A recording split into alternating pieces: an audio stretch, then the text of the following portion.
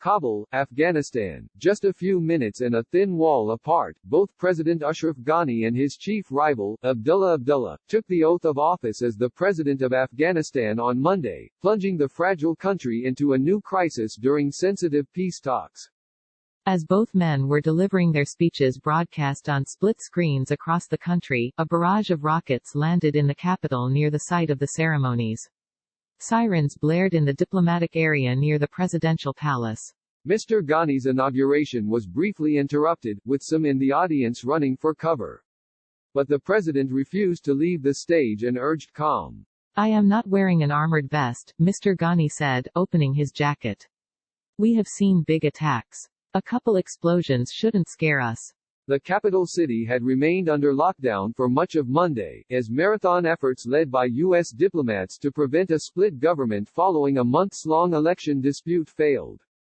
President Ghani, who was declared the winner of a bitterly disputed vote, had announced that he was going ahead with his inauguration.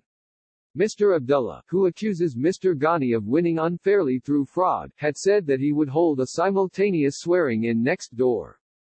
Mr. Abdullah has been the chief executive of the coalition government brokered by the United States when a previous election in 2014 ended in another messy stalemate.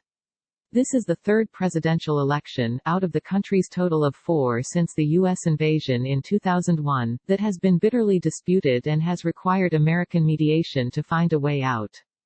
All of this played out in the middle of a U.S. negotiated peace plan with the Taliban, which calls for a full U.S. military withdrawal over the next 14 months as well as the start of direct talks between the Afghan government and Taliban insurgency. The Afghan government is supposed to be preparing for those talks now. But the political conflict in Kabul has threatened plans for those to start on Tuesday. And an increasingly fraught disagreement between Mr. Ghani's government and the U.S. negotiating team over the potential release of thousands of Taliban prisoners threatens to collapse the process in yet another way. Mr. Ghani was declared the winner by a thin margin of about 12,000 votes above the minimum 50% required.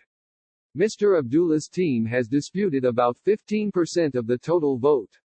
They accuse Mr. Ghani of pressuring the Election Commission to rush the process of auditing the questionable votes, making sure he begins his second term in office before progress in peace talks shifts the conversation to power sharing with the Taliban.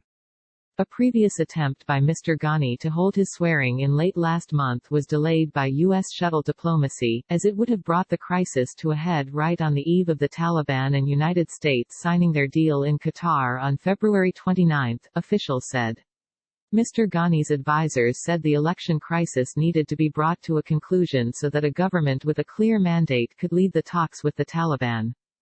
Now, Mr. Ghani's inauguration, and Mr. Abdullah's rival ceremony next door, happened on the eve of another milestone in the peace deal. The Taliban and a delegation representing the Afghan government and other parties were supposed to start direct negotiations on Tuesday.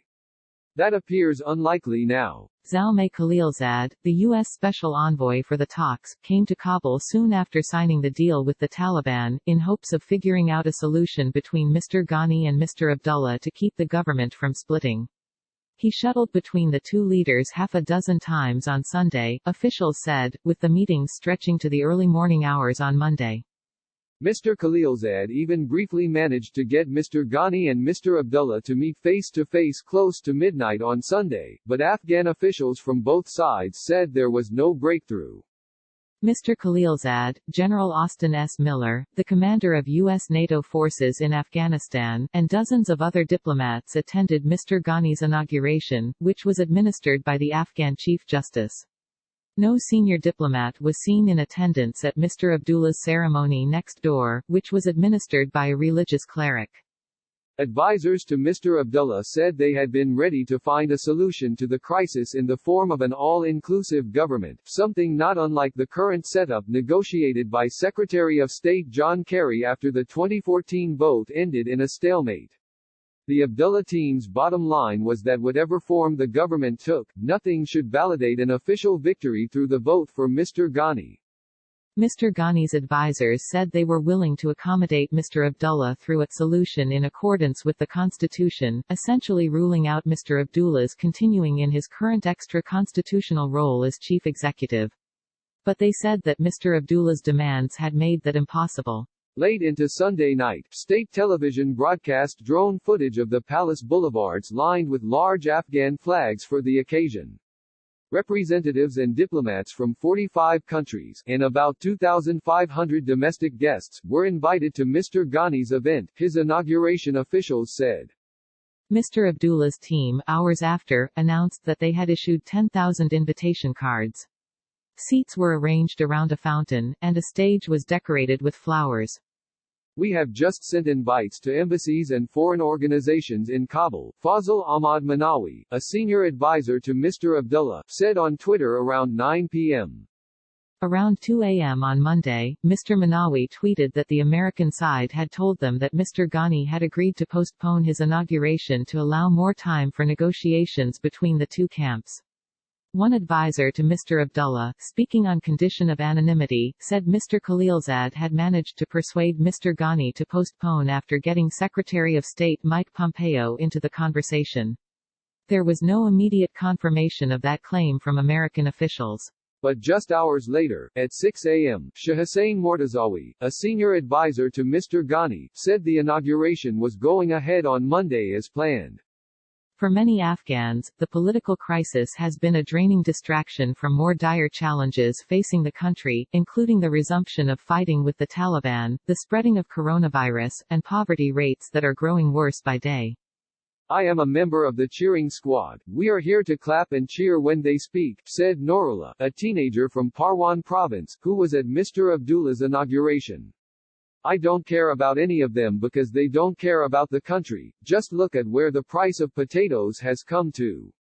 One of the most telling episodes of the crisis was underway in Dar-e-Suf district, in the northern province of Samangan, where the district governor was abducted by the Taliban a couple of weeks ago. As part of their campaign of appointing officials to show their parallel government, Mr. Abdullah's team stepped right in to fill the vacancy even before the fate of the abducted governor was clear, pushing aside the caretaker appointed by the central government. About 50 armed men accompanied Mr. Abdullah's appointee to the district headquarters on Saturday under falling snow, tying his waist with a shawl and declaring him the new chief.